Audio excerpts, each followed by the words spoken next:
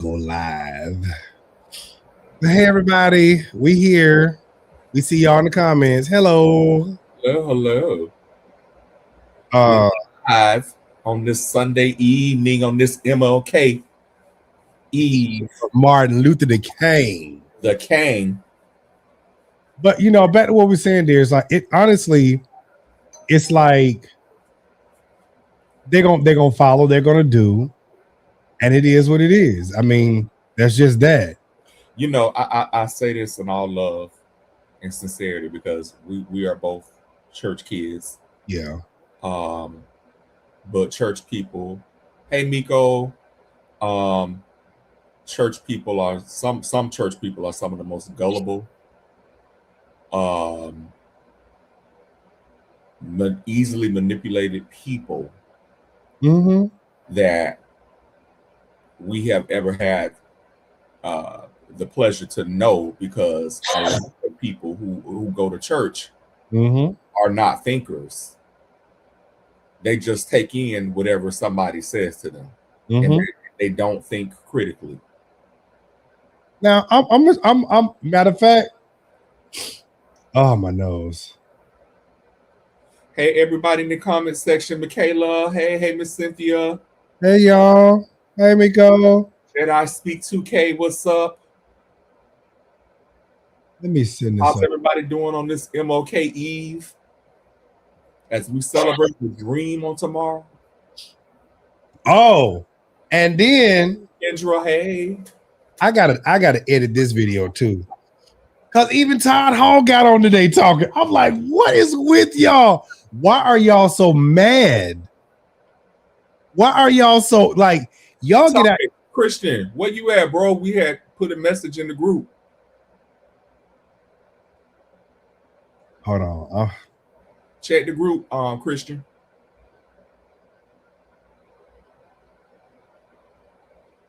Todd did a whole listen. I'm gonna do a separate video for this one. But what is I don't did now? Man, Todd got on talking about people talking about this $10,000 thing and all this, and I got a message about it, and then apparently I'm attacking him, and I'm like, come on now. First of all, it's crazy in a time right now where so many of us are being challenged. This country is going through an unprecedented time of upheaval. We have many people that are struggling to make ends meet. People have lost their health coverage. People have lost their jobs. People are struggling to buy groceries, make rent. And you gonna go up here and tell people to empty out their accounts? That's what he said. And give all their money to the church. Now, what's gonna happen for the person that does that? And then when they go to the church can't help them. The church ain't got it. Not only that, but what happens when somebody gives you $10,000 and that's all that they have, and they just gave you $10,000? Exactly. Now they gotta wait for God to sit up here and do whatever you said. So you just got my money. Now I gotta wait for the Lord to do something miraculous. Huh? I just don't believe God worked like that. I don't think so either. It's like playing the lottery, because I went and got me some lotto tickets. You did. I did.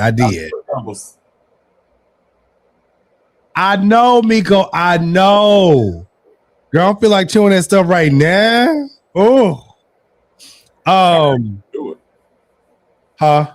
That garlic clove will do it. Yeah, you ever put the garlic in your nose? I ain't never put it in my nose, but I know that garlic will do it, baby. Hey, when I tell you put them garlics in your nose, baby, it will drain everything out you that ain't like God. Okay. Anyway. Hey, Brother Marcus, nephew, Jalon, I know he out there somewhere. So, you go get your lottery tickets, and so you're basically waiting to see if you get a number pulled.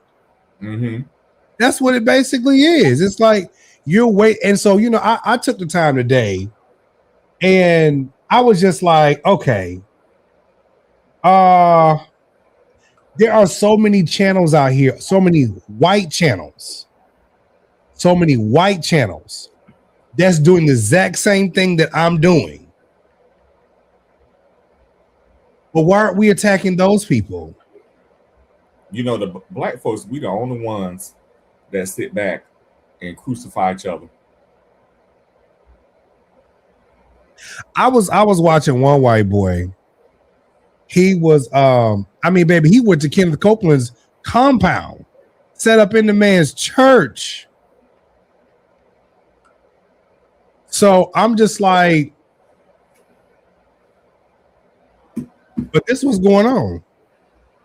Terrell said, Giles, we gonna praise me if you hit the big one. Listen, baby, I'm going MIA on y'all motherfuckers. Not mean that. Nobody. I ain't saying nothing.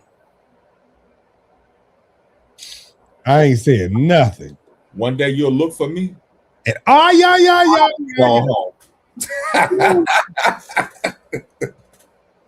Matter of fact, I might still be sitting on this motherfucker. Okay. Hey y'all, how y'all doing? Woo. Sure. Won't tell a word also. Not a mumbling word. Okay. Okay, he said okay. All right. Where the whores at of the gospel? Let's just go ahead and go on with this. So we're gonna start with Brian because we just started talking about him, and we're gonna end with Brian. So we got a lot of different governmental things that we need to talk about and to go over. So since we're already on Brian and Todd, let's just go ahead and do this. Don't worry about me. Today I'll be preaching from up here because that's where I'm coming out from. I'm coming out on top. Hey. There's a good place to shout right there. That's where I'm coming out. Hey, I'll be preaching from up there because that's where I'm coming out. I'm coming out on top. Hey, coming out with a testimony. Hey, coming out giving go. I'll never, y'all ain't. I said I got to preach from up here today. Slap 3 people and say, I'm coming out on top, on top, on top. And because God is the greatest power, never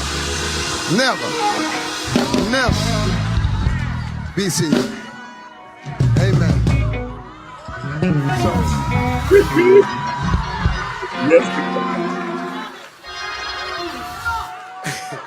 And so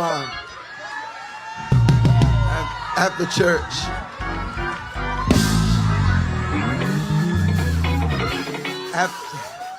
at the church, when church is over, I'll be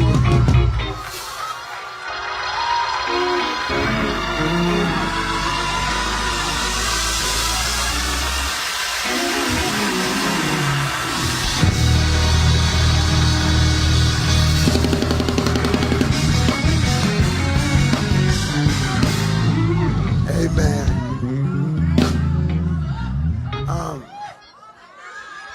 After church, I will amen.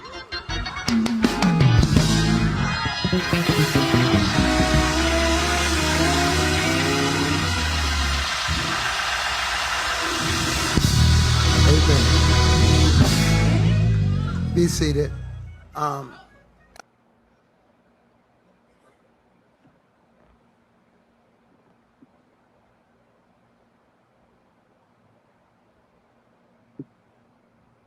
London, since this is your peoples, would you like to say something?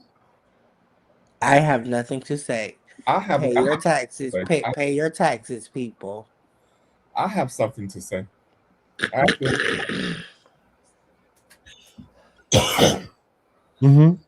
If this goes the way that we know this can go, he going to prison. Who's gonna really be on top? Big Bubba. Well, I wasn't trying to go there, but hey. Oh no! It won't be Beyonce. Well, technically, since he's going to Fed, It might be better. Well, here's the thing. This could go either way. It could. We know the political, we know the administration that's currently in power, and we know that the Trump administration loves a good coin. They will forgive you just about damn near any sin if you got enough money, but it also depends on who you are also. And I don't if you kiss the ring. Yeah, I don't know if Brian Carn fits the criteria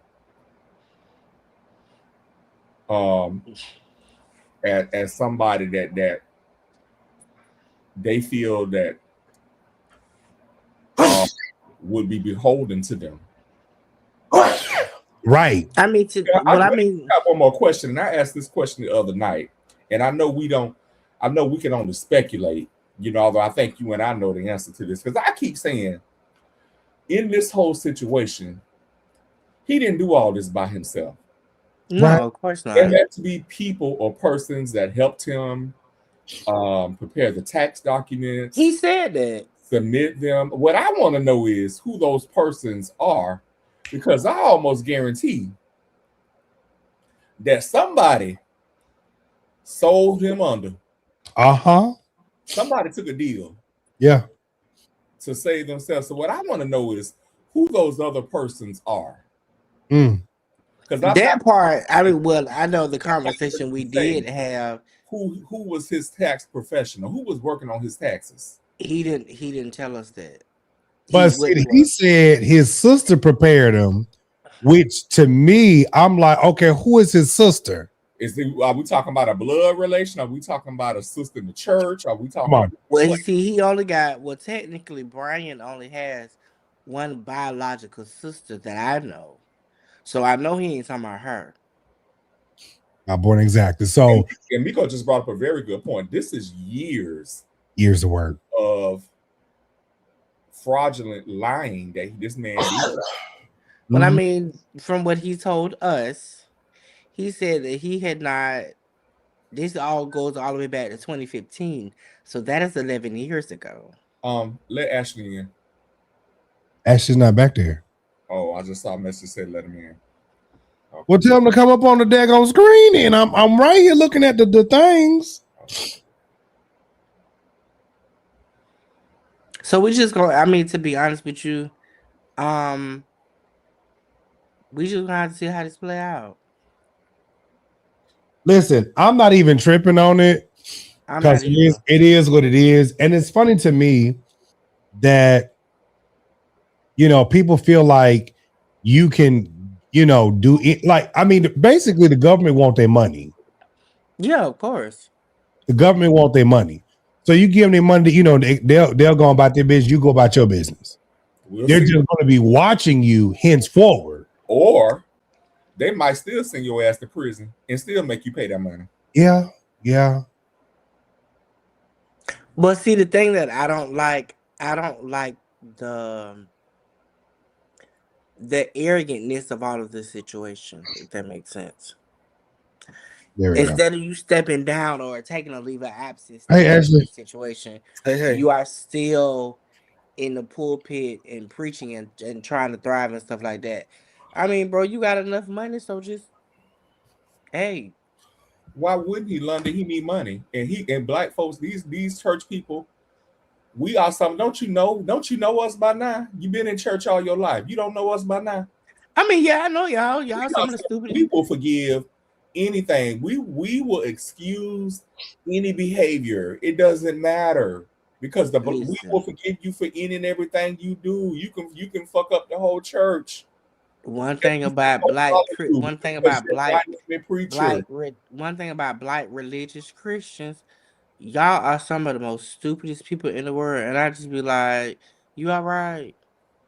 But when I said us, I'm talking because we will follow people through any and everything. Look at them folks at New Birth. They stayed with Eddie Long. All them people didn't leave. But look, Jamal up there with some more. I got to talk about this week. What? Okay, so when Jamal took over, New Birth had went from the mega church that it was, to 1,500 people. Yeah, but guess what? But 1,500, at least 1,500 people still stayed. That's correct. Computer charger. Right? Oh, sorry, you guys. Sorry, I'm trying to find my charger. I was like, what in the world? Yeah, so I mean, so is it not it's no surprise. Brian is very charismatic. These women in particular, they are enthralled with him. We ain't finna talk about the women. That's a whole other conversation. On that, he's gonna raise up that money as much as he can. He's gonna be doing revivals and services out the yin yang. He gonna spend this a certain type of way, just like he's already been doing since he did that live the other night. He got over there and spent everything. The whole, he accepted responsibility, but he still tried to spend it. He still tried to spend it. I guess I don't care either way because it doesn't affect me. So technically, whatever happens to him, happened to him. Thank you. And I'm just being honest. But this is just another example. I mean, it's no surprise that people are gonna still support him. It's no surprise. Yeah, of course. Somebody ran at you today, or yesterday, or today, whenever that was, brother. Who? You. Oh, yeah, the boy. What? Yeah, I don't even know if the boy's a queen or what. His name Marquise. His name Marquise. Yeah, it's him. Yeah, that's the guy. And I was just like, ran up on you high. Well, no, it was he said something to me on Facebook. What did he say? Well, he said I need to stop this what I'm talking about. Because he posted this clip right here on his page. Oh, Prophet, I stand with you, I support you. And I was like, you told me about that. Okay. So my question is he gonna tell everybody else that's been covering this story? Is he gonna tell St. James and Thais and Larry and every other blogger that has reported on this? Is he gonna go on all their pages and tell them not to talk about this? Well, honestly, you have to realize too. Why is it that when you say something, people get selectively outraged, but when anybody else does it, it's all right? I know why. I know why they do it, but hey. Yeah. I guess he's gonna be battling on a lot of pages. I mean, he's a target. Yeah. But the point I'm making is everybody's talking about it. Everybody. But my thing is he's a target. Yeah. That's why we're talking about it. I'm talking about DeMario is a target. All of them are targets too. Anybody that's on these good YouTube streets on social media is a target. They are not a big enough target. Everybody, if you are on, hear me, that's London. What I'm talking about. Hear me, London. If you are on social media, you are a target. Oh, okay. I'm not talking about the size of your platform or how many subscribers you have. If you are on social media, you are a target. Okay, so now we're gonna come back to Brian. I mean, I honestly don't. I get what you're saying, but you're not getting what I'm saying. No, I got what you're saying. What I need you to understand is what I said and just stop what I said. I can't hear you. Don't try to add nothing more to what I said. Just go with what I said, brother. DeMario, can you hear me? I can hear you. I can't hear Darius. You can't hear Darius? You can't hear me? Do you hear me? I hear you, Darius. Do you hear me, Darius? Okay. I can't hear him. I don't know. That must be this. It must be a foul spirit hovering over Jacksonville. I don't know. Bitch, I can't hear you. Go out and come back in. Back in.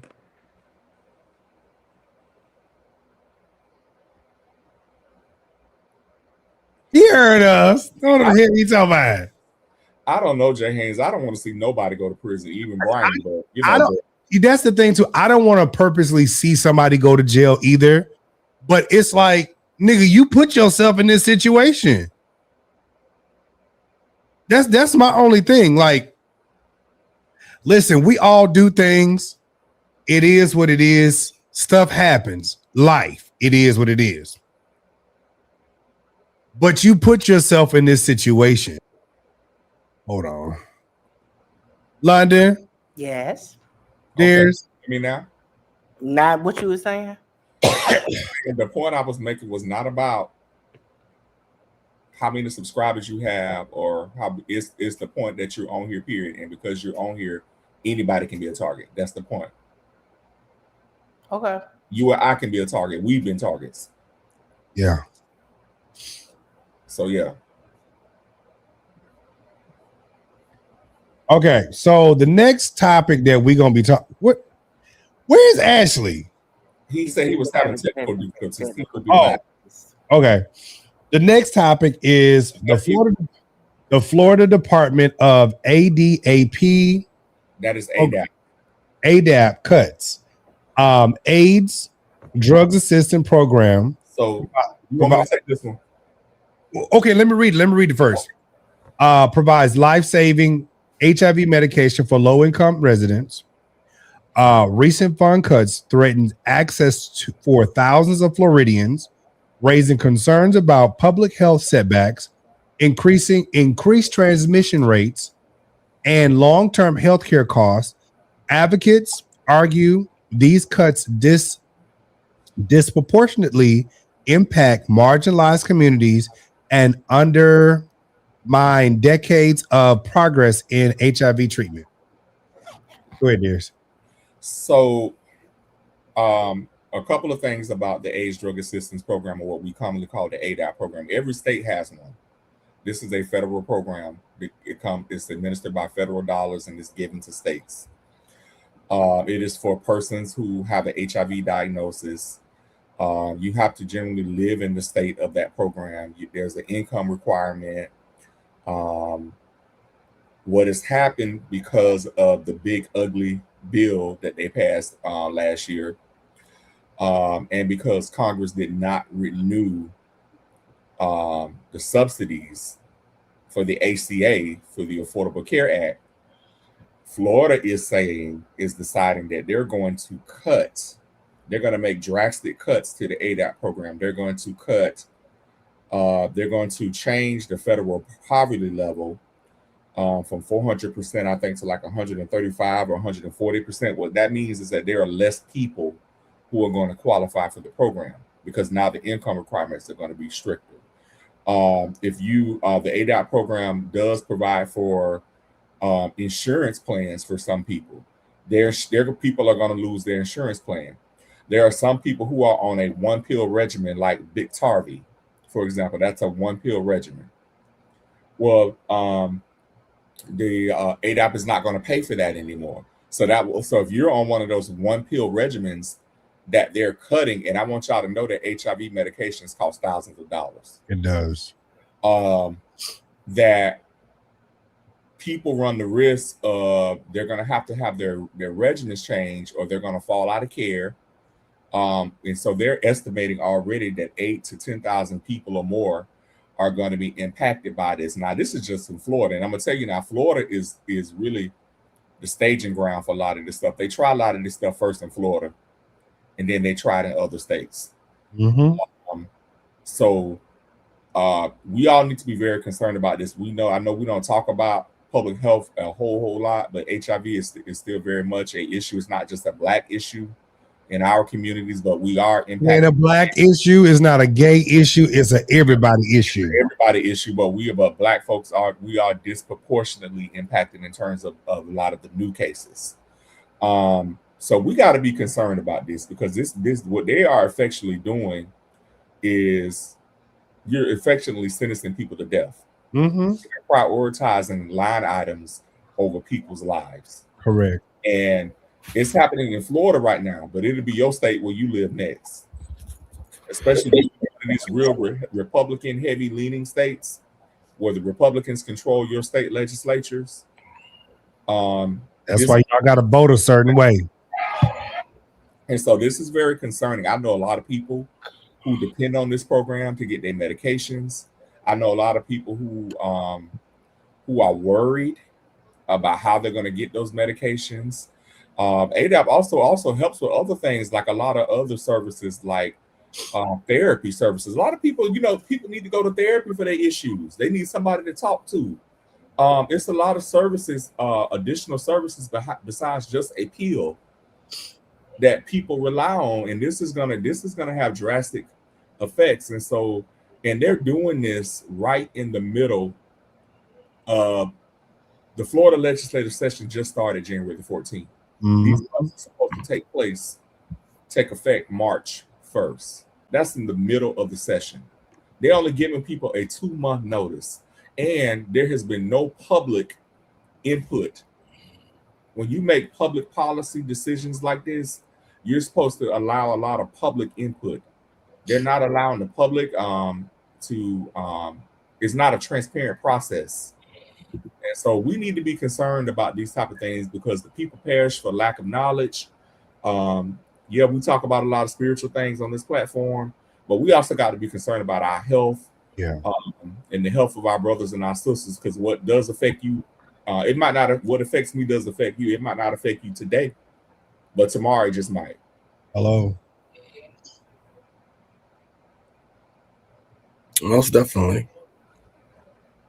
And not only to mention those things, but it's like, because of everything that's been going on with this administration, you can, and I think I was having this conversation with somebody yesterday, and maybe earlier today, because I've been on this gummy, and this gummy has really taken me out. Gums. Listen, I was out yesterday. That kind of service, I would have went and got my gummy. Look, I went to where was we? Was at the Grove, and baby, that I didn't even take the gummy then. They just had a slushy, and that slushy, baby, it was real smooth, but it hit me in like 15 minutes. Baby, my eyes was all like this and stuff. I was looking like Chinese and stuff. Anyways, but about that night we went to the club, you had one of them nights. One of them. I remember. One of them. Yep. But so when it comes down to how this government has really been handling people, is like, even going to, and we're going to transition really soon to the ICE situation, but how they've been handling the immigrants, how they've been handling healthcare, how they've been handling EBT and all this other stuff, how they've been handling the people, the low class people. Because, and I said this months ago, what you do to the least of these people, don't think it won't come back on you. Because while we were out here talking about, get these immigrants out of here, they came right back. And now they've been arresting white folks. They've been arresting black folks. They've been arresting Puerto Ricans. They've been arresting everybody. It don't even matter. People got out here talking trash about immigrants. They need to get out of here. And then what happens was they came back and they applied. If you said something wrong, you was getting arrested. They were saying you was a part of all. They're labeling you domestic terrorists. Yeah. Yep, that's it. And so now it's like, look what just happened in Minnesota. One lady got shot in the face twice. And I read in the article that the man got off. Then another boy, he got some splints or some shot in his eye, and now he can't even see no more in the eye. I'm like, the black family that was trying to get out of a neighborhood, whatever the operation going on. Not, and black folks, we are being impacted by this, because this was a black family that the car got pepper sprayed or some hit with some kind of spray or something, and the child is in ICU in the hospital. I forgot the exact circumstances, but it's I know we seeing mostly white people because it was a white woman that was murdered, but this stuff is happening to us too. We're being impacted by this too. Hey Tiki, it's really happening. And I'm just like, not unless at some point we stand up and rise up against this, because they tried this mess in California and ICE got ran up out of there. I saw a video in New York where a New York officer actually arrested an ICE agent. Really? For trying to arrest somebody to go into, I think they were trying to go into somebody's home or something without a warrant and arrest them. And Christine Nome gave a press conference yesterday, and she alluded to the fact that we will be at a place sooner or later where everyone will have to prove their American citizens, carry it on their person at all times. I mean, like these people are telling them, I'm an American citizen. I don't even speak with an accent, and they're still detaining people. So let me tell y'all what's going on. So when I went to register for class, which was downtown Jacksonville, it was ICE agents at the college. What? Yes. Yeah. Yes. In case for you all that don't know, our governor made Florida sign an agreement with ICE that we were going to basically cooperate with ICE. He made all the sheriffs, all the local law enforcement agencies. I kid you not, and I was like, did not sign the agreement with ICE. They withdraw funding from you. They pull your funding. Oh, that sounds about white. Yeah, about white. That's right. Mm-hmm. So as I'm walking into school, I look at one of my professors. I said, "Do they know where they at?" Because Jacksonville, we ain't scared to fight police.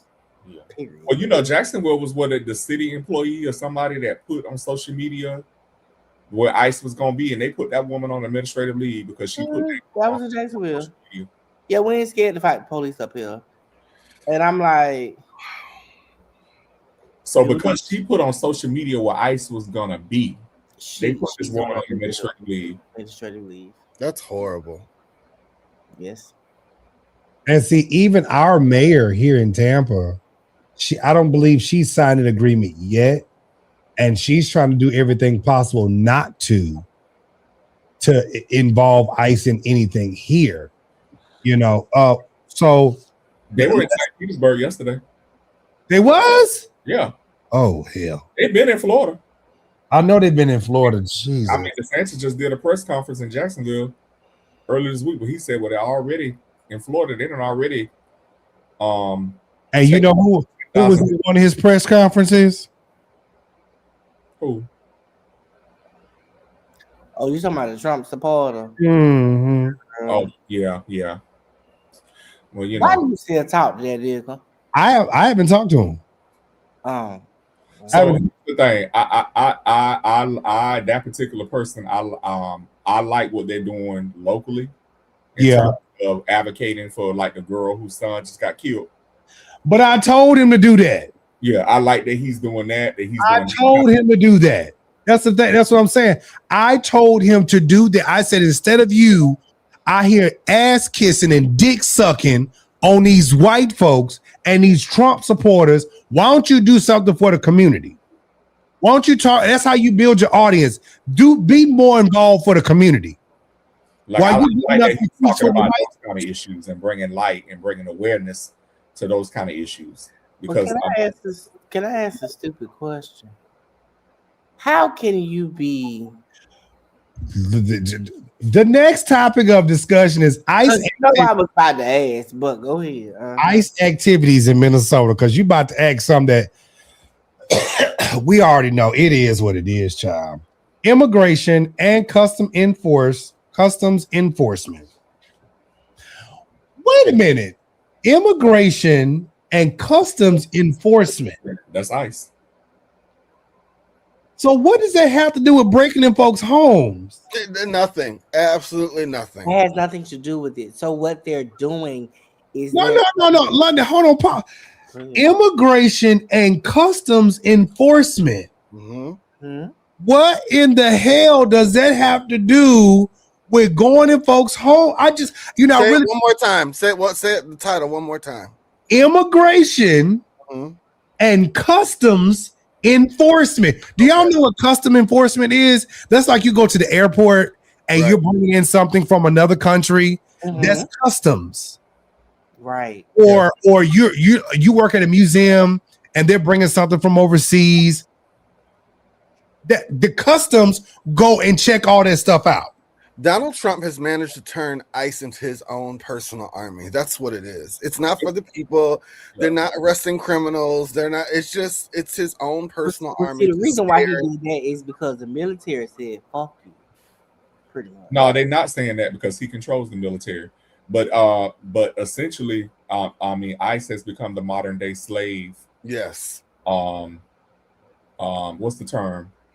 Modern days slave. Owner, slave, say any of that will work. I'm trying to think of the term. I had it in my head just a second ago before London spoke. But but essentially it's his own private army, and honestly, they're taking us back to the days of slavery, where you had like, the Klan don't even have to wear white goods no more. Now they wear masks and they on payroll. Not slave patrol. Slave patrols. That's literally what I meant to say. Slave patrol. This ICE has become a modern day slave patrol. Well, I'm gonna tell y'all now. If they start with this BS, I'm gonna probably be the first nigga dead. Cause I promise you, I'm gonna wear their ass out. What I will say to everybody, and I said this to myself the other day, and I already started doing what I need to do. Make sure if you don't have your passport, make sure you got it. Yeah. You need your passport. Well, they're gonna restrict us from even leaving the country. You need your passport. So it's gonna get to that. Hell yeah. I definitely think so. I think so. But see, I'm gonna tell you, and with that being said, I appreciate, and I've been watching this here and there. If you all ever got a chance to watch I Show Speed went to Africa, and he actually went to other countries as well. And he's been just, touring the different countries, and different continents and things like that. So he's been in Africa, and he's, what he's really showed in Africa is what we don't see or what they don't show us, and how Africa is not teepees and huts, although we do know this, but this is what the media likes to show, that this is what Africa is. And that, when he's over there, it's not a bunch of savages. It's a modernized place, not like what people have been showing us. Apparently, he just recently went to Northern Africa, and they have been treating him like trash. And so the thing is, it's like, if we want to go somewhere, there are options. And the thing about it is that America, which is a stolen country, let's just be honest, it's a stolen place. These white folks and people that ascribe to be white, light, bright, whatever, they feel like they can do whatever to people. And I'm like, first of all, this is not like, America is not the land of the home, the free and the brave. No, it's slave country. And we have just tried to make it a better place. But this country was taken over by individuals, and we've had to fight tooth and nail just to get out of that whole system. And now what they've done is they've modernized this slave mentality, this slave stuff, and we're still dealing with slavery in a different form. Go ahead. Well, people don't realize, bro. How long was 1965? Oh, that wasn't that long ago. How many years that was? About 100, almost. No, it wasn't 100 years. 65. That was 61 years ago. 61? Yeah, because my mom just turned 61. She was born in 1965. Okay, okay. So if you look at when did we abolish slavery? Slavery was abolished in 1890. When did Abraham Lincoln get us? What? 18. Whenever Abraham Lincoln, before he got assassinated, that's whenever it was abolished. So it's been like 100 and some years since slavery was stopped. Exact date. It was officially abolished with the ratification of the 13th Amendment on December 6, 1865. There you go. So that was 200 years ago. Yeah. So we're still dealing with it. The Emancipation Proclamation was 1863. That was 2 years before that. Mm-hmm. So we're still dealing with it, just in a different form. Hold on. When did they do the right to vote for everybody? That was 1965, correct? Mm-hmm. That's the 14th Amendment, right? I think. It's either the 14th or the 15th, one of them. Or the 13th. Let me see. I'm not sure. No, it's not the 13th. Not the 14th 15th Amendment. It's the 15th Amendment. What year was that? 18. No, 1960. It should be 65. Right. It's okay. The 15th Amendment prohibits the federal and state governments from denying a citizen the right to vote based on race. That's just saying that they can't discriminate against you on the basis. Correct. When do we get the right to vote? What year? So let me see. 1961. Let me see. Because I'm proving a point is what I'm trying to do. Let's see. Hold on. In the Constitution. So it is the 15th Amendment, right to vote. Let's see. 1960. 18. It was ratified February 3rd, 1870. It grants the right to vote for all male citizens, regardless of their ethnicity or prior slave status. 1965. 1965, but it was ratified. Yeah. So I want to read the rest of this about ICE. Operations in Minnesota have intensified, sparking protests and legal challenges. Community leaders report fear amongst immigrant families, while supporters argue enforcement ensures public safety. The issue has ignited debates over state corporations with federal immigration authorities.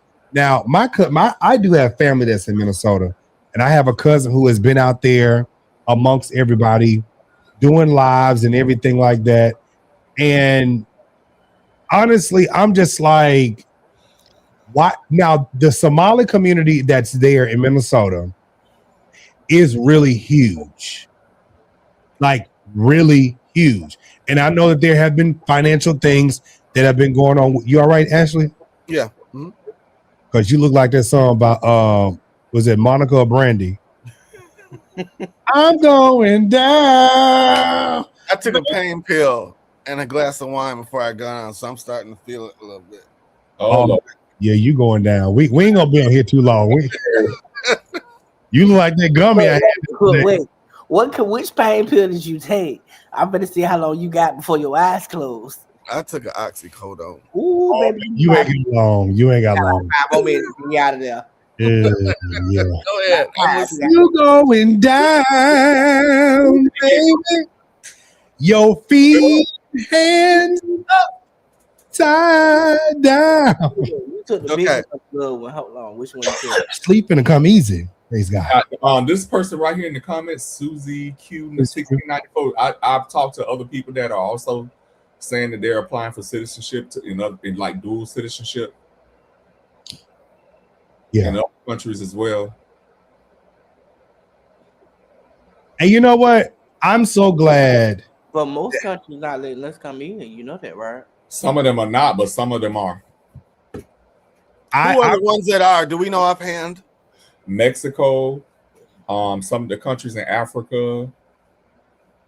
Is Canada with us or no? Yeah, Canada. Old girl that moved to South America. What country she in, DeMario? She is in Portugal. Portugal. Okay. Yeah. Oh, I thought she was in South America. Okay. Yeah, no. She's in South America. Let me see, because I talked to her a while ago. Not them every countries. I ain't going. Oh hell no. I might slide to Dubai, but that's. Look, you don't want to go over there. They don't like us. Dubai is sketchy with me. Their rules are still. I don't know. Are we welcome over there or not? A lot of I just really want over there to shop. That's it. Because I hear some gays are. They don't like the gays over there. They don't like gays. I hear mixed things.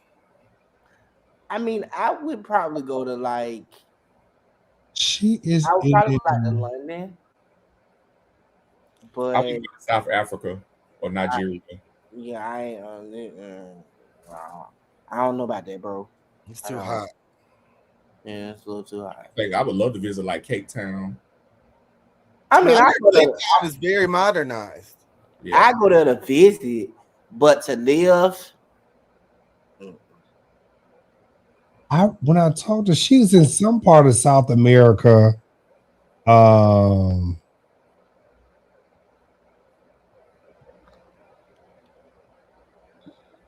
Whatever.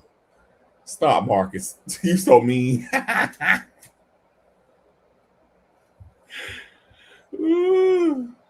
Anyway, she's in some part of South America, but she says she's been loving it. And I don't blame them. I think that it's so much. I think Hope lives in Mexico. Who? Hope Giselle. Okay.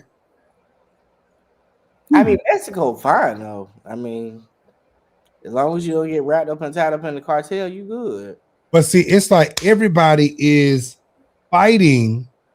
Darcel, we got Darcel Wright 5609. We got a whole lot of corruption here. Right.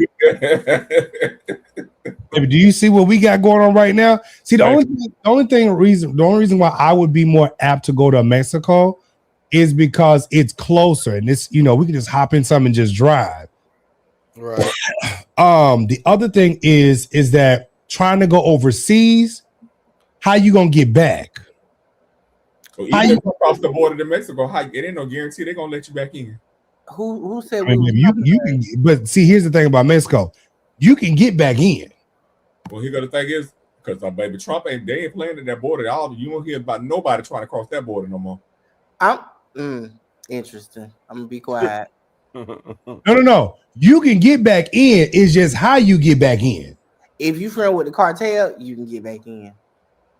No. You're missing what I'm saying. All this land and water, baby, you can get back in. Well, some parts of do you get what I'm saying? The situation is not covered, so I understand what you're saying. Okay. But if you want to do it the right way, I mean, you still got to go to the border. I mean, you got to knock on the border. But however, if you're trying to do it the other way, then right, Marcus. I'm glad you called it. So this is the thing: you can go to Canada, but see, it snows up there. And I don't want to be with no snow. That's I think if I was going to go to a country, I'd want to go to a country where their currency is basically our currency is a lot greater than theirs. Because you go to Mexico and do that. Yeah, because I saw what Craig was in Africa last month, and he was talking about the currency, the US dollar, the trading value. It was their money. He got so much of their money because of the value of our dollars. Like what like you rich over there. Mm-hmm. What you have here, you consider rich. Oh, if you make $2,000, if you can go over there and live like a king over there. Well, $2,000 to them is like $200,000 over here. So I'm not going to Greenland or Iceland. That's cold, Marcus. I'm from Florida. Let me tell you something. I have lived in the snow. I don't want to live in the snow. Guys, it is not that bad. Now stop. Now, Ashley, you lived there and lived there for a long time. I used to live there too. But see, I have lived north and south. I can't. I'm sorry. Baby, I live in Florida, and Florida's too fucking hot for me. See? I love Florida. I love Florida. On the tank top in a minute. I like a nice 45, 50 degree day. Hey, your ass in Chicago. That's Baby, let me tell you something. If it get 45 here in Florida, it's cold. Let me tell you why it's cold. It's cold and wet. Do you know how cold it is outside right now? Oh, I know how cold. The wind chill here right now is negative 24. So Jesus. We can't do it. Oh. Oh my God. GDO said it's 49 degrees right now. Do you know how it is 37 up here? Okay, it's 37, it's 49. Oh, it's cold, period. Cold. Look, nigga, I got my heat on and I lit the fireplace. So it's crazy. I'm sorry. I pulled out my fur. I pulled out my long fur today. I can't do it. I had to turn my bed warmers on. We going to this MLK parade in the morning. I'm praying about that, but baby, listen, ain't gonna be no MLK parade for me. I was gonna go, but Jesus Christ, Lord. Look, it's gonna be 36 degrees in the morning. Nigga, I ain't going nowhere. Let me tell you something. I'll be out there wearing a fur coat. They're gonna be looking crazy at me. I'm like, look, bitch, the only way I go outside tomorrow if Jesus come knock on my front door. That's it. Why aren't y'all down to ATL partying with your cousins? With your people? Because it's the same thing every year, just a different cast. Just right. And as a matter of fact, the cast ain't even different. This is a lot of the same repeaters. You say why I'm not an ATL party with my cousins? The cast, I mean the cousins, yeah, that's just. But it's the same thing. Ashley, you been one time. You don't. It's the same thing every year. It's like you gonna go. They're gonna everywhere you go. You gonna pay more money. It's gonna be overpriced. It's gonna be overcrowded. And you gonna wait them long ass. I'd rather go to Atlanta on a regular weekend. Right. I have a way better time. I remember one time when I was down, when I went to Atlanta for Pride, I paid $60 to get into a club. The devil is a liar. I said never ever again. Won't do it. Y'all, we really gonna have to get this Brian stuff because baby, y'all over here making a comment on my post, and baby, let me tell y'all something for real. What they said.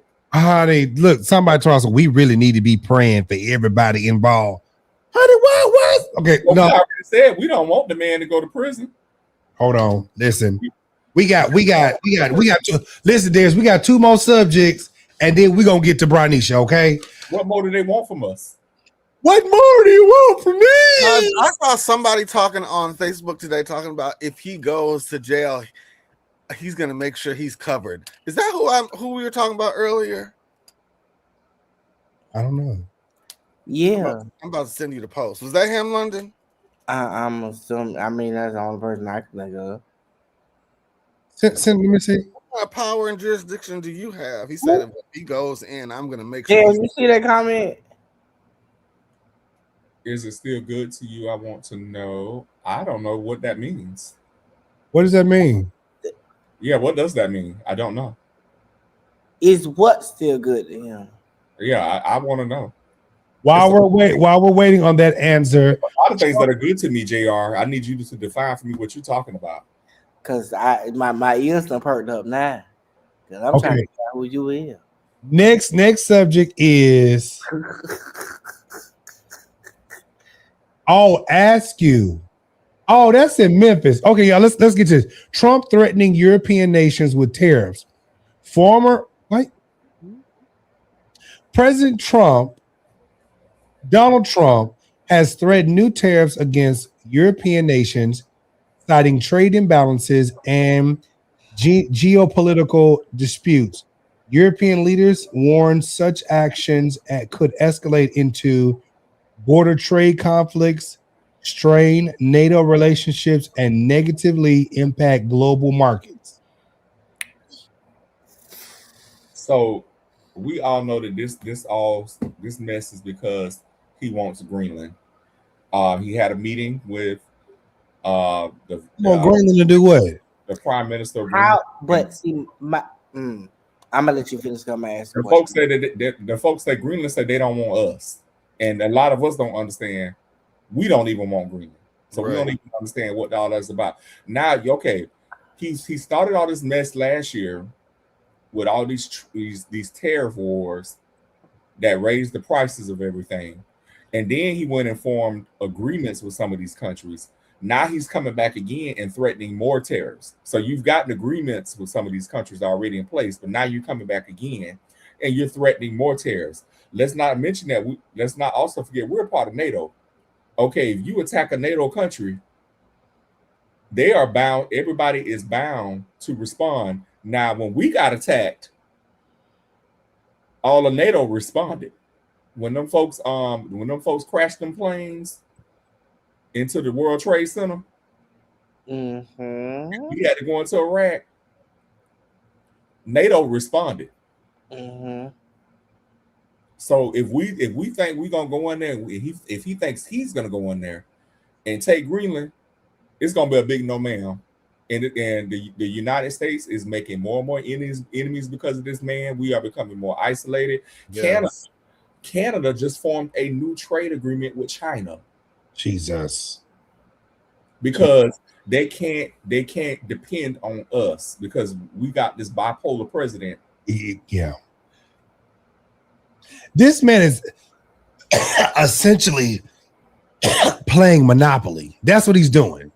You ever played the Monopoly game? This is what he's essentially doing, playing Monopoly. Maybe Ashley's. I'm here. I'm looking for that what we was talking about. What? What's your phone looking at?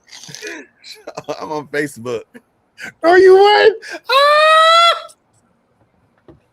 I wasn't gonna say nothing about that, but since you brought it up, Ashley, you was your eyes was closed, bro. Shut up. But I'm telling y'all, this man is essentially playing Monopoly. I'm talking about, boy, your eyes was like zit closed. No, seriously, my question is, and it's not even about now. How long is it going to take us to get out of some of this stuff he's gotten us into when he leaves office? It's not going to be like a poof, he's gone. And it's all because see, the thing is, when Biden came in, the world had already been traumatized by Trump's first administration. Right. Biden came in and said, okay, the U.S. is back. We back to see, the thing is, it didn't matter if you had a Democratic or Republican administration. Ashley, U.S. foreign policy. Hold on, Dez. I'm gonna need you to take them glasses off. What is the problem?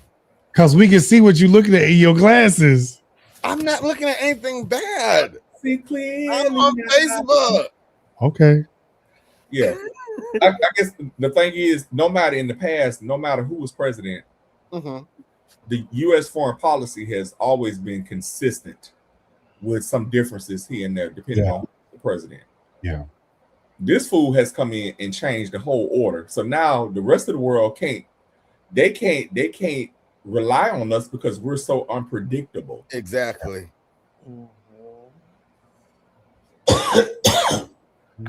So do y'all remember President Calvin Coolidge? Okay. No, I ain't know that. I ain't know him. But I didn't know. Calvin Coolidge is back when it was like, back in the day. He initiated tariffs in his presidency.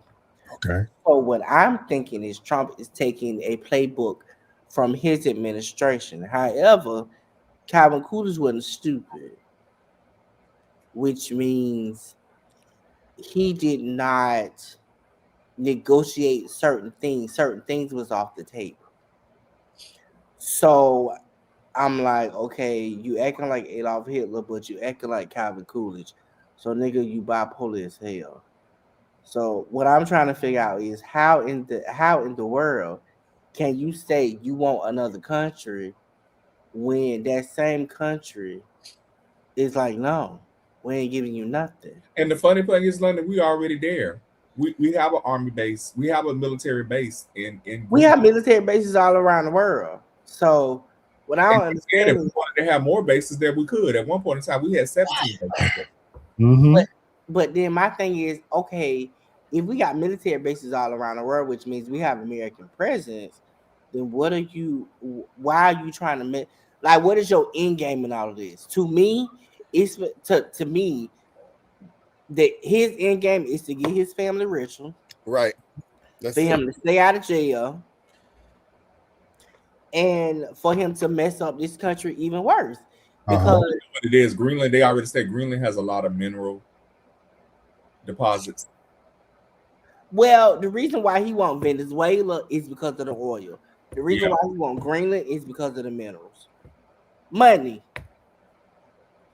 That Mayan. And then a lot of this money is like, who is who is overseeing, like, making sure this money's all going to the right places? Well, like, they was talking about the situation with Venezuela with the oil. Apparently, some kind of deal had already been set up, and the money is going to an offshore account in another country. Shut up. The money is going to an account in Qatar. I was trying to get there, Darius, because I heard that on the news. But since you said that, Darius, what do we know about Qatar? Didn't Qatar give him an airplane? They did. Don't Qatar have a military base? Giving them a base here in the States. Ain't Qatar getting the military base here now? So my thing is, they were a terrorist sponsor, a sponsor of terrorism. So I'm just gonna sit this right here. I told y'all. Told us what? I'm saying we told them like this was going to happen. Yeah, we told when they started going to vote for this man, like, baby, you gonna have he's going to put us in a very, very bad position. Well, see, people didn't care because people vote their specific issue and they don't care about anybody else outside of their specific issue. But I mean, let's take the immigration issue. I think most people want safe and secure borders. Mm-hmm. Yeah. While you want safe and secure borders, you don't want a private slave patrol army that is going around beating up people, arresting people, going into their homes, snatching up people in American streets. Nobody wanted that. Right. Or seeing their neighbors disappear, or seeing your neighbor's family broken. No one wants to see that. I saw a very sad story. A father and a 6-year-old child were at home. The father went downstairs to pick up a food order that had been delivered. Do you know when he went downstairs, ICE snatched him up? The little girl was left at home by herself. She didn't even know what had happened. The little girl, after realizing her daddy did not come back upstairs after some time, went out looking for him. A 6-year-old child. Jesus. They snatched his man up, and his 6-year-old child left his 6-year-old child there. Jesus. I would say what color is he, but at this point, it don't even matter what color you is. It really doesn't. Because for them to do what they did to a white woman lets me further know. Yeah. What color you is, your nationality, if you was born here, if you wasn't born here, none of that. You know what? And the thing is, that's when a lot of people really started cluing in, because when it's just Hispanic people or black folks, when it's just black and brown folks, they can feel uncomfortable, but they can still kind of look the other way. But you know, like I always, one of them. Oh, then they really start paying attention, because then they realize, wait a minute, that could have been my daughter. Yeah. Like I always say, when you piss a white person off, just be done. And if you notice in the protest, it's majority white people. Mm-hmm. I think a lot of us feel that it's not our fight, even though at this point it's everybody's fight. But because they doing it to everybody at this point. But I think honestly, white people are gonna have to lead the charge. That's just my opinion. White folks are gonna have to lead the charge. To me, I know y'all probably gonna be like, don't say this, but I don't care. I don't have no problem with sitting back, because to me, we've been fighting for over 200 years. Mm-hmm. So let the white people fight. They don't need us. You know, people got with me when I said something like that before online. I told them this wasn't our fight, and then it's not. It's not our fight. But hold on. It's not our fight. But if we don't fight, we're going to be automatically our fight now. When black folks start getting harassed and a black child is in the ER in intensive care because of ICE, it is our fight now. Yeah. Black folks are being stopped now and ask for their papers. It is our fight now, because just like it happened in Minnesota, It can happen here. It can happen anywhere. Yes. Yeah. Yes. So it becomes everybody's fight now. Although what I'm saying is, I don't think that we are the ones that should be leading the charge. I agree with that. I agree with that. I mean, but if I had to pick and choose, I'm sitting in the corner eating popcorn until y'all tap me and say, okay, come on. Other than that, I ain't gonna. We're gonna do this last one because I do want to cuss this lady out, and then we're gonna go back to Karn. Trump and the Nobel Peace Prize. Trump and his allies continue to push the narratives supporting his nomination for the Nobel Peace Prize. Referencing diplomatic efforts in the Middle East, critiques argued that the claims are politically motivated and do not meet the Nobel Committee standards for sustained peace building. He don't need no help. And then the one lady from Venezuela, she apparently gave him her Nobel Peace Prize. Like, girl, what is wrong with you? She's the dumbest bitch in captivity. Here's the thing. Everybody has recognized these world leaders. Everybody has recognized when you want something out of Trump. The best way to get it is to flatter him, to stroke his ego. That's what they all been doing, but now they seeing even that ain't working. Because as soon as they went into Venezuela and got that man, you came out in support of the number 2. And now, what was the point of going in and getting Maduro if you was just gonna leave the regime in place? So now you got number 2, who is the acting president. Now you saying, and then you got out here and spoke against this woman who really won the last election, according to them. Who won the last election? Maduro stole the election and just didn't honor it. And so that's the woman had been living in exile, hiding in another country. So we all know that he is never going to get over the fact that President Obama got the Nobel Peace Prize and he didn't. And even though she gave it to him and it was really just a kiss-ass gesture to flatter him, to stroke his ego, the committee will never be recognized as a recipient. No.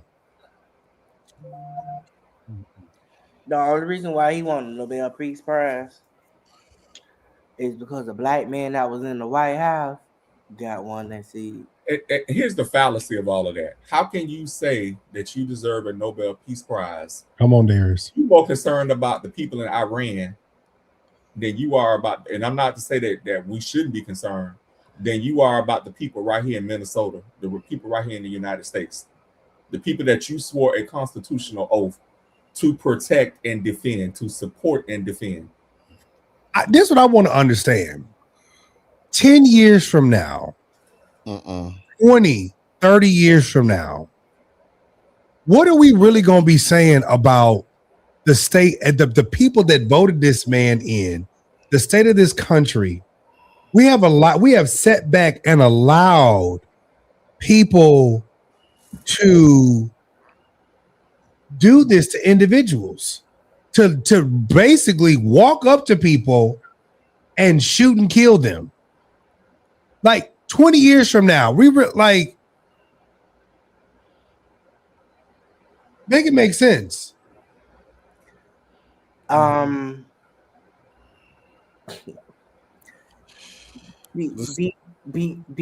trying to say this in a way that is not harshly, but it's the truth. The reason why they are acting the way they are is because they're only looking out for them. If you are not in a upper echelon class, they don't care about you. And even with that, if you're not any of his friends, right? I was going to say that. However, I'm going to use the Republican Party as a whole. Because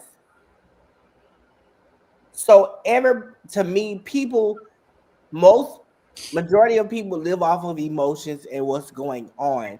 They don't think further ahead. They only think about right now and what's going on. So if you put 2 and 2 by side, I'm not saying everybody in the political arena is squeaky clean, because they're not. However, if you tell me on day one, I'm gonna bring down the prices of eggs, gas. We're gonna have a booming economy. This, that, the third. And you don't show up, what am I supposed to do? Well, first of all, who really believed that? And the people that really believed that, they were stupid. I mean, well, to be honest with you, a hard head makes us off behind. Very true. Yeah. So again, if you listening to what he said, and his actions are saying otherwise, which they are, then to me, what you complaining for? This is what you voted for. Well, they'll say I voted for this, but I didn't vote for that. They knew what they were getting when that man, I think the thing is, I think we have to recognize that he has gone a lot further than people thought that he would. Too far, like this administration, if he had guardrails on him, he had people that really pushed back against him because some of the he wanted to do the first time around, but there were people in the administration that pushed back. He don't have nobody in the, not everybody that's in his administration now is they're all yes men. They all on the agenda with him. There's nobody gonna say no to him. I mean, but the same thing. But my thing is, he told y'all what he was gonna do. He did. Yeah. He but told we didn't believe because if we only hear what we want to hear, and we're only concerned with what we're concerned about, we're only concerned about our issue. That part is if your issue is, he been telling you for years that all these illegals are over here, they're entering our country illegally. They've all come in here illegally. If you bought that, what he's telling you, that's your issue. You vote singularly off this issue. You're not thinking, okay, well, he's gonna round up all the violent predators, all the criminals, the illegal criminals. But what about the person that's been here 30 years and they're a florist, or they're a nurse, or they're a business owner? They might not be a citizen, but they contribute to our society. They pay taxes, they employ people. They are contributing to society. But see, what folks didn't understand was, in their eyes, they all criminals. They see them all as criminals. They see them all as delinquents. That's what people didn't understand.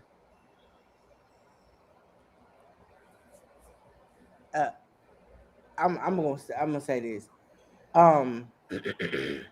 It was this lady that a lot of people probably didn't know, probably didn't really kind of understand what she meant, but like the four of us know who Maya Angelou was, right? Yep.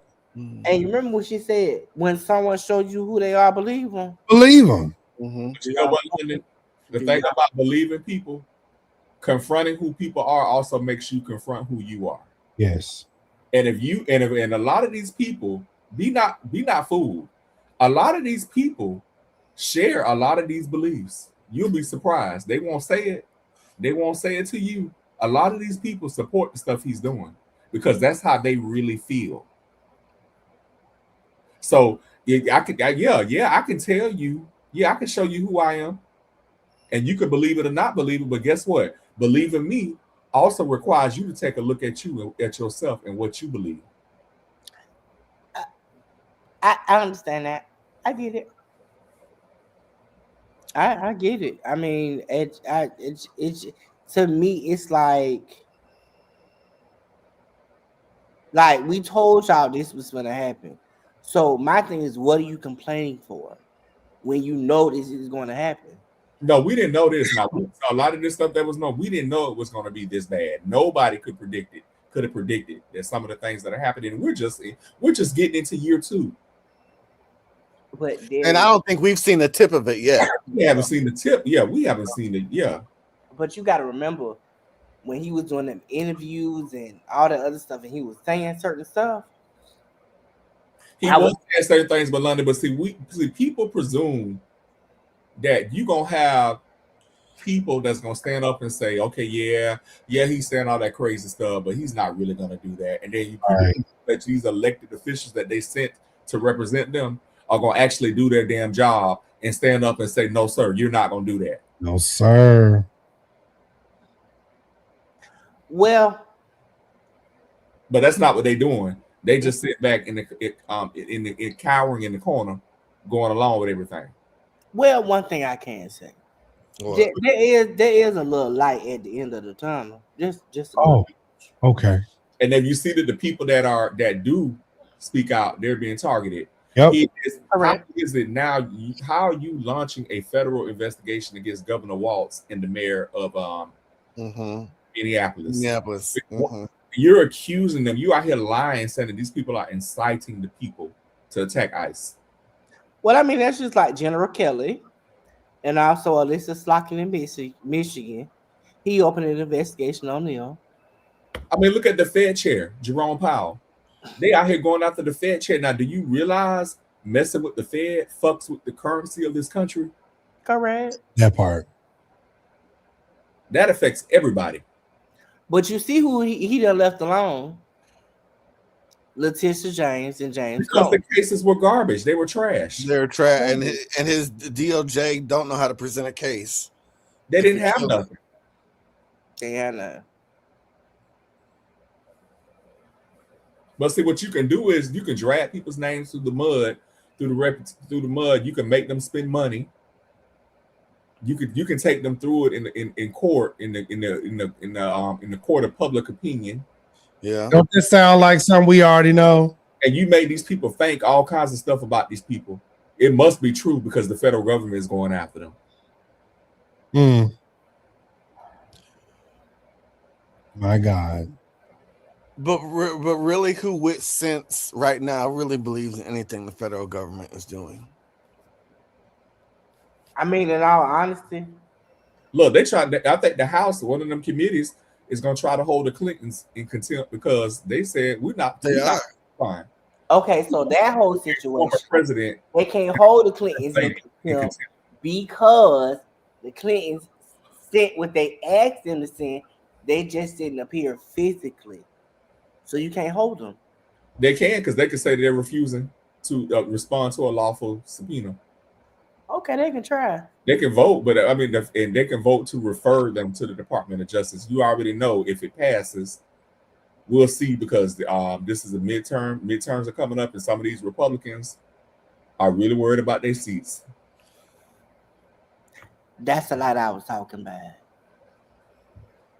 And they need to be worried because if you basically, I don't care if you are supporting this or by not speaking out against it, you're supporting it. Yeah. You need to go. You need to lose your seat. If you have a representative, a senator, a representative that's representing your district, your state, and they are supporting this Trump agenda, you need to vote them out. Well, can we vote whatchamacallit that? Rick Scott and the other lady. When he come up for election. Listen, we in a retirement state. That ain't happening. Well, no. I understand why, because these retired people, they should be on the bandwagon to get them out too. But see, we don't. To me, Democrats don't have nobody down here. Because guess what? Retired people, they struggling too. Because your boy can't run. Your boy can't run no more. But see, they're trying to put old boy in there. Who? What's his name? Theirs? Brian Donalds. Yeah, they're trying to put Brian in there. Well, the only reason why they're doing that, I mean, he's a Trump. No, he's a Trump. He's a Trump. He feel like I knew him from school. He's a Trump Uncle Tom. He feel like James Crow was good for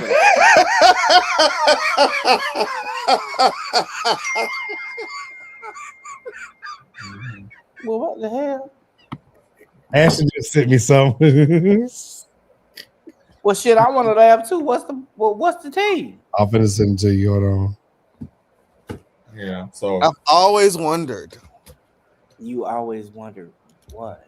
And in your local levels, and your state legislatures, your county elections, anybody that's on that Republican agenda, you need to vote them out. But what really trips me out by Brian Donalds when that man said Jim Crow was good for the country. I said, girl, what?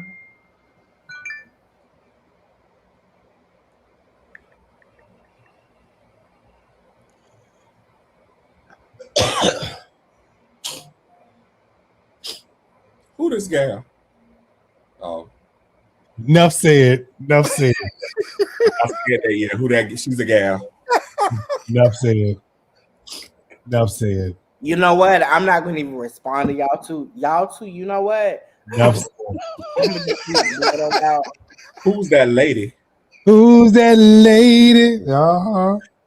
I don't see him as a lady. That's See, I've been on the fence about it for a long time, so I thought I would ask Demario. I'm not on the fence, baby. My anointing is strong, baby. That's a woman. That's a woman of God. All right, y'all. So we're on our last topic. Brian Karn pleads guilty. Religious leader Brian Karn has pleaded guilty to federal tax-related charges. The case has renewed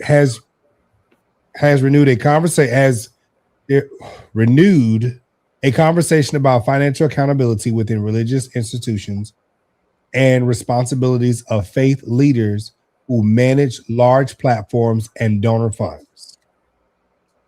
I have talked about this a lot over here, and I have shared my thoughts. I am not saying I am celebrating, because that's what he said the other day. People are celebrating him going to jail. I don't think people are celebrating him going to jail. It's more the fact that, sir, you have been in scandal after scandal after scandal after scandal. And now here's another scandal of something else that you have done. And people are talking about it. It's not celebration. It's just merely the fact that here goes another scandal of something else that you did. And to top it off, you pled guilty to it. What are we talking about? You know what? Something I haven't heard a whole lot discussed, because I know that there was use of church funds, church money to on his personal expenses and things like that. And the thing is, you cannot commingle money. They tell you anytime. The church is a business, and especially if you have a 501c3 status, if you're a tax exempt status, and most churches do, you cannot mingle. You cannot commingle that money. The money that's the church is the church's, but if your church also has a 501c3, that money cannot be commingled. That money has to be separated. You cannot take that money and use it to pay your personal expenses. Because haven't bishops been getting away around with that for years? See, here's the thing. Here's the thing. You can pay yourself a salary, but if you and see what happens is people take spreadsheets and they try to doctor them and make them look certain types of way to show that they're spending the money certain type of ways. But that money trail is always going to show in the end. Because when they start doing, and I guarantee they did a financial audit, when he couldn't prove where a lot of that money was going, or they saw where a lot of that money was going for your personal expenses. Well, see, yeah. And also the thing is that when you do have nonprofits and stuff like that, typically churches don't have to pay taxes. But you have to be very responsible. And wait a minute, brother, what isn't his organization a for-profit? That's what a thing too. It wasn't a non-profit, it's a for-profit. It's a for-profit. They pay taxes. Most churches are non-profits. But they pay taxes in North Carolina. But you can still be a non-profit. Right. But I think the building that they're using belongs to the state. So they got to pay taxes on that building. Well, it ain't got nothing to do with his taxes, the church's taxes. Yeah. His. Yeah, you got to keep in mind there's his personal taxes and then there's the organization's taxes. So the organization isn't under fire at all. Oh no, it definitely is under fire because it's under fire. Because baby, he was commingling and taking money from the organization and disguising. And I guarantee them books for that organization is probably jacked up. Oh. And if who I think was his accountant, oh baby, I don't think she was. I think it's somebody else. Who we talking about? Don't say no name. What the name start with, London? Just text it.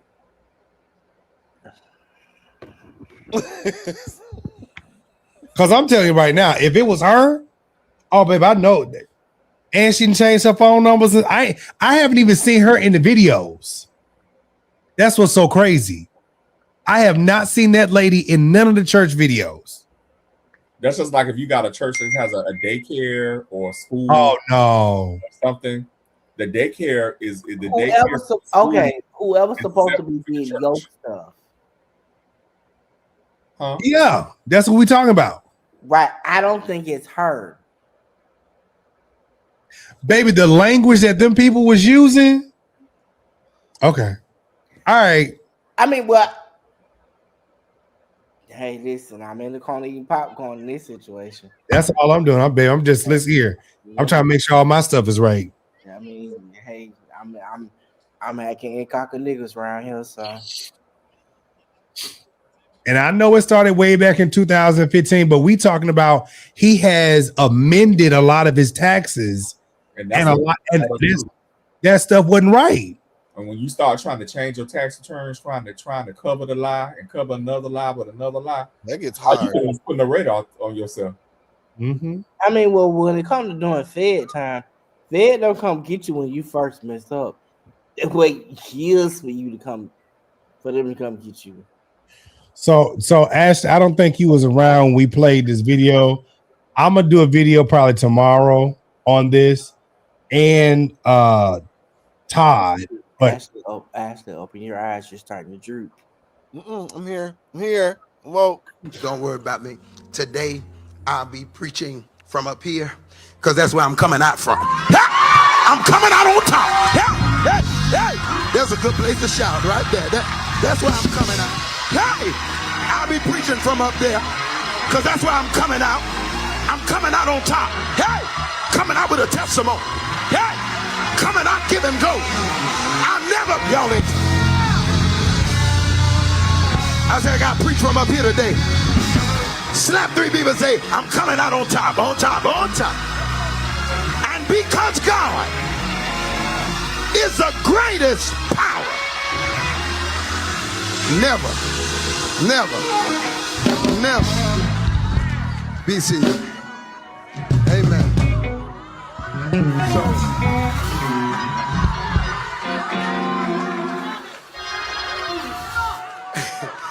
And so at the church,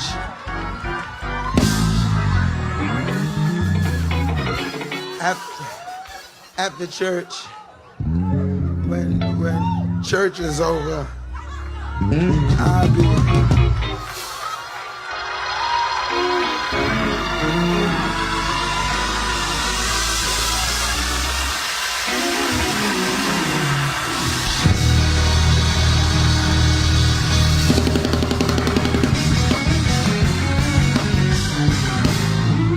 Amen.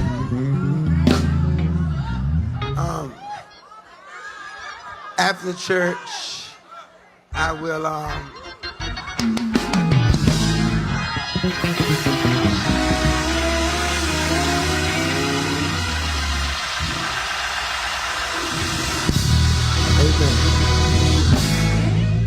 Be seated. All right. So I just went over here to YouTube and Facebook. So apparently they took the Facebook Live down, but the YouTube Live is still up. So apparently, from what I'm understanding, let me go over to the Facebook. I guess there was so much commotion going on the Facebook that they took it down. So just so y'all can see this, and they only have the YouTube link up. So let me go over here. Where is it at? So they took it down. So I guess I don't know who this lady is. They said a prophetic flow.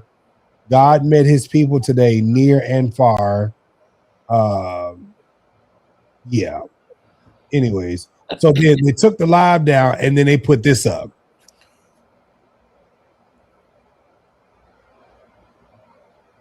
All right. So then we go to the YouTube page, and this let me. We go over here because I want to read these comments. My mind went somewhere else when he said, "I'm on top." Of course it did. Of course it did. I did too. Because I'm looking at this picture in my phone that y'all said. I was looking at that rump roast. This. Adios. Wait a minute. What picture y'all talking about? The gal. Oh. So, yeah, I want to see the comments. I don't think he a gal. This is yours truly. Baby, that's a gal. I don't know what happened to your discernment this evening. But I'm gonna need my discernment ain't never wrong, brother. But I don't need you to go to your settings. I'm gonna need you to go to your settings and turn it back on. Right. I don't think you're a gal though. So is this gonna affect him going to that church in Atlanta he's supposed to be going to? What church he going I to? guarantee they gonna still take him. Didn't I say this earlier, Ashley? Black folks, we will forgive anything because Brian gonna bring people to that church. So wait, is he still gonna be the pastor over that Kojic church now too? I don't know nothing about that. I just heard he's going to some church in Atlanta. Oh. So when I look at this, so everybody that's in the comments, they've erased anything that is negative about this man. They have deleted it because it's 15 comments right here and 3,000 views. So they've deleted all that stuff. So anybody that's saying anything negative is down. Well, Demario, can I ask you a question? Let's be real. Now, if somebody came on your platform or my platform and something was going on about us and they started leaving a lot of, I wouldn't want that shit on there either. Get it off. But here's the thing about it, though. Here's the thing, and this is why they took it off Facebook. Him, Todd, and so many others are talking about people like us are saying something negative about them. Okay. And I'm just like, we really wouldn't have nothing to talk about if you didn't do the stuff that you do. True. I don't care what you say. Everything that these people do, every last one of them, that's what it is. It's money driven. Y'all prophesying, and you prophesying and telling people to give money. You're praying for people, but you're telling people to give money. That's just what it is. So it's like you get mad at us, like Reverend Todd over there got mad because I did the show on that woman who came to his church. And my thing is, it's like, sir, I would have never cared if somebody hadn't sent it to me. But now there's this woman that comes to your church talking about she your wife. And like I told old Bernard over there, if you are this man of God, nobody should be coming to you in this type of way or manner. If you're a man of God, if you're a man or woman of God, your life should be so separate from all of this nonsense. Nobody should be able to say anything about you like that. You're supposed to be a man of the cloth. Why is you out here trying to get all up in somebody's sheets and cheeks and get somebody in your cheeks and carrying on? Make it make sense to me. You're the man of the cloth. They should not know you in that way. The only thing that they should know about you is that you are a man of God. True.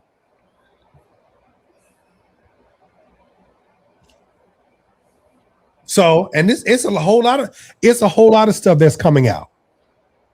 It's a whole lot of more. It's a whole lot more that's coming out too. Who in this game, Miko? Huh? I'm talking to Miko.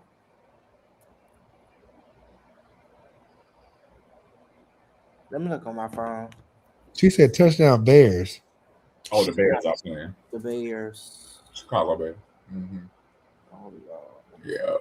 Mm-hmm. Oh, it's a touchdown? She's so goofy. Man, this game finna go into overtime, bro. God, the BMO. What's the score?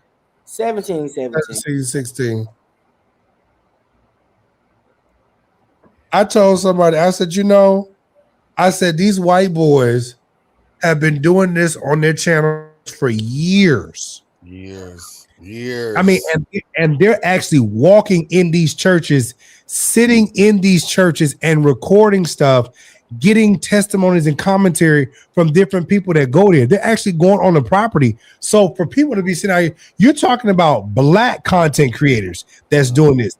There are white content creators who are doing way more. I'm talking about doxing. Maybe they got whole spreadsheets on their wall of this, that, and the third. And I'm just like, why are you mad at us? And then the other week, last Sunday, some white man walked up in Jamal Bryant's church. That man is behind me, though. You know what I'm saying? Like some white man walked up in Jamal Bryant's church to tell Jamal Bryant he's a homosexual and his wife's a whore. Say it again, John. His wife's a whore, You know what I'm saying? And then today, and I gotta do a video on this. And today they up here praying, oh Carrie, oh God is blessing you, Sister Carrie. Oh, you're so wonderful. Oh, this is something we've never seen before. Oh, hakalaba, sakalaba, halaba. They were so ashamed with some things they were saying. Yes. And I'm like, what are we doing? Like, why are we having this whole prayer moment for Carrie? Because truth be told, and I'm not trying to piggyback off Patrick Wooden, but truth be told, if any of this stuff is true, that Corey Holcomb is saying, that Tasha K is saying, that these other men is saying, baby, Carrie is a whore. If it's true. Now, she married a whore. She married a whore. So I mean, it's just gonna be what it's gonna be. Hello. If it's true. But we out here. We out here doing all this stuff praying for her. Like, what are we talking about here? Karen, I ain't got nothing to do with this. Okay. You ain't got nothing but I'm being serious. I'm being serious now. Trying to be. I'm not gonna call that woman a whore. I'm just gonna say she might have done some things in her past. Lord knows I have done some things in my past, and not the too far distant past either. But so I mean, we're human. Someone said in the comments, bloggers is just as bad as the people they expose. It's going down right now. I just saw it. They just went live. Who? I'm tired of hearing about that whole situation. I'm tired. I'll send it to you. I'm tired of hearing about that whole situation. Did I not tell y'all it's going to be a constant circle of things? Yes, it is. Now these other ones, they want to get involved with Send it to me, Darius. I'm over it. But I mean, I'm just being honest. Like, first of all, you was out here. You was what's that song by Usher? You make me want to leave you the one I'm with, baby. You was a friend. Who? We still talking about Karen? Yes. Karen was out here, the other woman. I'm about to go to bed. I just can't do y'all. What other one? What? Carrie was. Let me tell you something. While there was Giselle, while there was Tweet, while there was the baby mamas and Giselle back again and all this other stuff, Carrie was the other woman in the background. Tasha K caught them down in Fort Lauderdale, Palm Beach at the ice cream place. My thing is, even though she saw them down there, I honestly, I'm just gonna be objective. I don't know at what point they started dealing. None of us know that. We just know they were seen together down there. Now there's no, but I'm being objective. We do not know when they actually started dealing. I believe he was dealing with Giselle and Carrie at the same time. There you go. Amen. Praise Probably. God. But we don't have no timeline. I'm saying is we don't have a timeline. Because Bravo's production lines don't lie. So I'm gonna tell you like this: the timeline that don't add up. When it come down to, if you listen to their podcast and how they talk, baby, they start telling off on themselves. If you really listen to them, they start telling off on themselves because they just got married a couple years ago. So you mean to tell me y'all done developed all this blossoming, blooming relationship in about 2 years? No, baby, y'all didn't. But I mean, bro, maybe they're still in the honeymoon stage. You know what I mean? Come on, man. I mean, hey, either way, they together, they married. Hey, it is what it is. However it happened. Your wedding was last year. Look, your butt's supposed to be in the honeymoon stage. You said allegedly. Where's it? Baby, what are you talking about? Who is this? I don't know. I'm only going off what these people are saying. Are just as bad as the people they try to out. Who said what? He's the same one that said bloggers are just as bad as the people they out. No.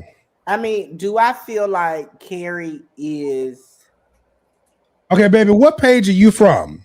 Because we don't see no post or no face on your little thing. So who are you? You want us to drop the link for you, baby? You want us to drop the link for you, baby? You talk to us, baby? You talking about just yeah. Okay. Because man, I'm not doing this stuff in 2026. Fake profile. I know. Y'all want to talk about allegedly, but I'm like, the people come on and they talk about this stuff, and you can just see the stuff and hear it for yourself. So do you think him and Carrie was messing around when he was married to Giselle? No, not when they were married. No, that was years ago. I think they were talking when Giselle and Jamal were on their whatever they were doing on Potomac that second time around. They wasn't together then. They were divorced. They were dating. He wasn't dating Giselle then. That's why I say the timeline. So Bravo is crazy because him and Giselle had got a divorce before that season even started. Yes, but I'm talking about this last couple of seasons when he came on Housewives of Potomac and they were like doing scenes together, trying to rekindle something. I think they were doing it for a business decision because both of the girls had just went to college. Both of his twin daughters. So you think that was all smoke and mirrors? The bottom line is the bottom result is however it happened, they married, they together. That's true. I mean, that's the bottom result. So that's what I'm saying. So Danielle, whatever this person is, say he was divorced 7 years ago. So if he was divorced 7 years ago, and he just got married to Carrie, that was basically 8 years ago. And honestly, I mean, it really doesn't matter who Carrie dealt with before him. Yeah, it don't matter.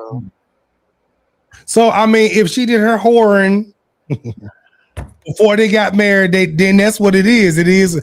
I mean, whatever. Like I said, if what they're saying is true, allegedly, if what they're saying is true, then again, this was before them. But again, Jamal was doing his stuff too with her while they was dating, everything, even with Giselle. Because again, you got baby mama drama, you got other kids. Baby, I calculated it was about, let me see, 1, 2, or 3 to 4 or 5 or 6 or 7, 8. This man got 8. Is that right? 1, 4, 8 kids. Where you get 8 kids from? Angel, Adore, and Grace are by Giselle. That's 3. Topaz was before Giselle. Naomi, John, and Zuri are at 7. Okay. What year was? Okay. Don't give me. But see, Angel and Adore and Grace, they're in college. Correct. Those are technically the only children that we know about. The 3 girls? Yeah. No, baby. Topaz has been to the church. He has acknowledged Topaz. Stop saying Topaz. Huh? Stop saying Topaz. What it is, Topaz? Topaz has been to the church and he has let her get up and speak and stuff. Now, Naomi John Missouri. John, that was the baby mama that was just in court last year.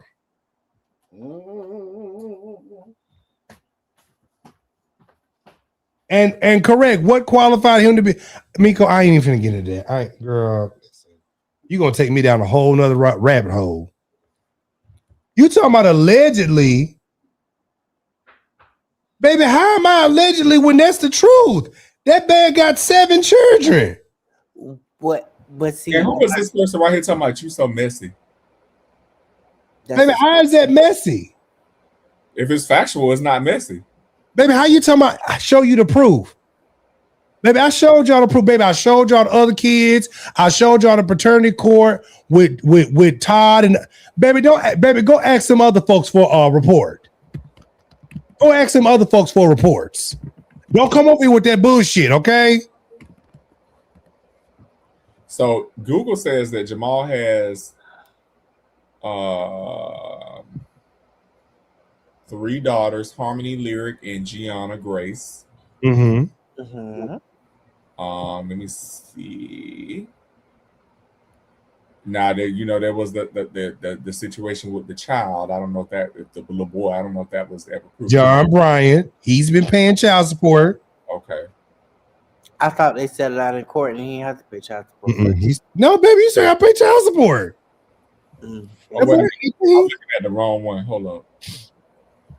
That was wrong. Jamal Harrison Bryant. So Jamal Bryant reportedly has several children with different women. Thank you. 5 or more mothers. So all those specific numbers vary. And he hasn't publicly confirmed all of them. And we was just watching the court situation with John Bryant last year. Do they name the children? They named the children. Adore and Grace, because those were his children with Giselle. That was the children with Giselle. Do they name the other 3? They're saying there are widespread rumors, particularly from reality TV, that he had children with at least 5 or more other mothers, some of whom he allegedly doesn't publicly claim. So there are no names. I got you, Auntie. Thank you.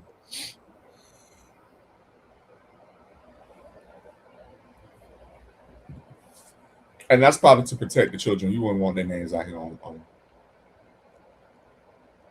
Some things come when you're a public figure. Exactly. Yeah, they're not public figures just because their daddy is. Yeah, right. And just like we watched the video a couple of weeks ago, not Giselle, but Carrie said, baby, I ain't trying to have no kids. Carrie got kids from a previous marriage, right? No, she ain't got no children. I thought Carrie had kids from a previous relationship. Oh, maybe I'm wrong. Okay. Baby, Carrie trying to have her, she's trying to have her. She's trying to have fun. Her hot girl summer. Don't have no children. Okay. Well, Carrie is 45 years old? She ain't finna have no children now. Baby, she's trying to have her hot girl summer. Baby, and then every time that man can talk about something, the man said, lay your hands on your wallet. She laid her hands on him. I'm like, it's like little things like that. I know it's funny, but there's truth to everything that, every little joke. Like, she know why she married that man. Yeah. Why do you think she married him? We do too. Why you think she married him? You talking to me? Mm-hmm. I plead the 5th. Oh, okay. We gonna plead the 5th. Oh, praise God. I plead the 5th. They already had Dylan's, and honestly, I feel this is my thoughts and my opinions. Okay, this ain't to say that it's truth or nothing. I think that once Jamal came to that church, Jamal had already been in several different scandals. In order for Jamal to stay at that church, he was going to have to get married to somebody. And after he got caught with Carrie down in South Florida, them folks enforced that contract. If you don't get married to somebody, you are not going to be the pastor of this church alone. Because you being the pastor of that big old church, and even though you're doing amazing things at this church, we are not going to keep dealing with these salacious scandals dealing with you, woman after woman after woman. We're not going to deal with that because they just came out of a scandal with Bishop Eddie Long. And they're not going to continue another scandal with you and all these women. Now, they can fight a scandal if you married. And they can say, oh, no, these are not true. And they can pay you off. And you go on somewhere about your business. But if you a single man and all this stuff keep coming up, it's not going to look good. Not here around the way kind of dude. Oh, my God. And so Carrie, you know what I'm saying, was already, you know, she was the other woman. I don't think she was the other woman. I really think she strategically placed herself. Yes, okay. Yeah. She strategically placed them legs. I'm still and that BBL, amen. I mean, Dr. Carrie, she's a beautiful, accomplished woman. Very accomplished. She's educated. She's beautiful. She's gonna garner attention. Mm-hmm. She ain't ugly. Already was in leadership at the church, so she already had a close orbit. She was already in leadership at the church anyway. But when was she in leadership at the church, though? She was at leadership in the church before he even got there. Because I never seen Carrie at that church. Never. I've never seen her. I've never seen Carrie at that church. If you go back and look at some of the videos, you will see Carrie. Show me a video before Jamal Bryant got there. Show me a video of her. I'm not calling you a lie, but what I'm telling you is, bro, I have never seen that woman at that church. Now, obviously, she probably had some little swoop or something, but baby, them pictures I seen before this. Baby, now we have seen Tweet there before. Yeah, Tweet was a woman too, and Kira was okay. But I remember when him and Tweet wasn't gonna be together, from what I was told. Baby, I talked to the daughter of Tweet. What she said? She said it was a whole fool, and he was hoeing around on Tweet. Interesting. I just asked Google. Google says Dr. Carrie Turner now Bryant, who became the first lady of New Birth Missionary Baptist Church after marrying Pastor Jamal Bryant, started her role when they announced the engagement in May 2024 and married later that year. It also says, though her official integration into the church's leadership began around that time following Pastor Bryant's tenure there since late 2018. I don't believe that shit for 1 minute. 2018? They saying she's been there since 2018. Okay, so when he started dating Tweet? Because baby, this is before the pandemic now. Yeah. Yeah. So when did Jamal start pastoring at New Birth? Well, it says Jamal, Pastor Bryant, and Tweet R&B singer were a notable couple who publicly dated around 2016 and 2019, sparking discussion due to their different public personas. All right. Okay. Interesting. Mm-hmm. Jamal came there in 2020. And you said Carrie came there when? 2018. 2018. Mind you, in that whole time period, I was trying to get some tea while I was listening to you talk. Jamal has been back and forth at that church. They have had other people that's tried to pastor, but they was trying to see what Jamal Bryant was going to do. And he officially left from Baltimore to Atlanta and became the pastor in 2020. They came and got him. Okay. I remember that. They came and got him. So did. They came and got him. So did. Because whatchamacallit, Bishop Eddie L. Long died in 2017, and his son was preaching and stuff like that. And I think the board or whatever didn't want his son; they needed somebody else or whatever. And Bishop Neil Ellis called Jamal and said, "Hey, I need you to preach a service at New Birth," and that's how that whole thing started.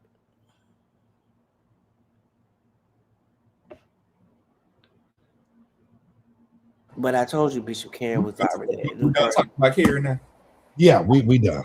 We done. All right. So listen, praise the Lord, everybody. I hope that you have enjoyed this evening service. Make sure y'all like, share, and subscribe, and all of those things like that. I am going to go in here and lay down. I'm going to log in and catch this tea going on over here because it looks like it's getting a little explosive. I've been watching it on the screen. Oh, Lord. Oh, Lord. I'm telling you. Listen, thank y'all for watching. We will see y'all next time. Peace out. Y'all hold on a second.